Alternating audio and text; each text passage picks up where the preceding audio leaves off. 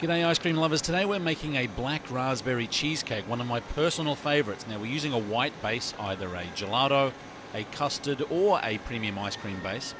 One of the challenges is getting all of that mix out of that bag if you're getting a 2.5 gallon bag. I always scrape down the bag at the end and then I use a very sharp pair of scissors just to do a half cut at the bottom of that bag just to make sure that we get all of that mix out. Remember, this mix is around about 5 or 6 cents an ounce. So we probably saved, 25, 30 cents just in there. Feel free to use those partial bags, it's really important. So once we've topped it up, we're using 2.5 cups, or 3 cups I should say, of the Dippin' Flavors cheesecake base. It's very, very strong. In fact, it'll actually curdle the mix. I've put a little bit of vanilla extract in here as well, and we'll mix it up. And again, you'll find that this mix will really thicken up. So if you're using this in a frozen custard machine, you want to make sure that that valve is open a little bit more. Notice that I just checked the front door of the batch freezer before I pour anything in. That's a fatal mistake for a lot of batch freezer operators. You know what I'm talking about. We'll get all the last bits and pieces of that mix in, and then we'll turn it on. The beauty of this batch freezer here is that we can actually see what's going on. So I've used a little bit of time lapse here to show you the process of how ice cream freezers in the batch freezer. This will take anywhere between, let's say, 10 and 12 or 13 minutes.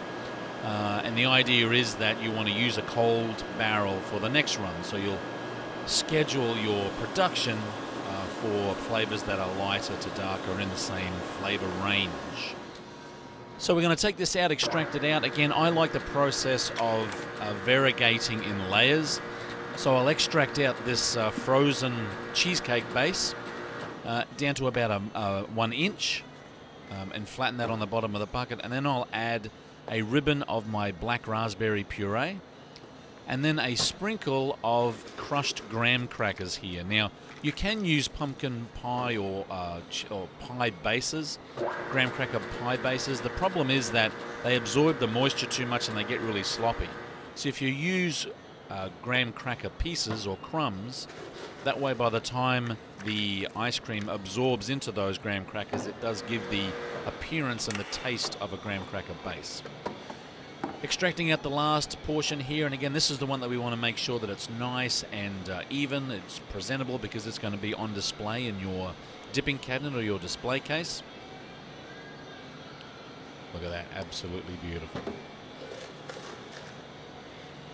And again, you might think that just layering inch by inch rather than stirring that variegate in doesn't have an even replication throughout the bucket, but I always check to make sure that there's a nice even ribbon throughout the bucket, and there you go, beautiful. One of the best ice creams you'll taste. Black raspberry cheesecake, beautiful.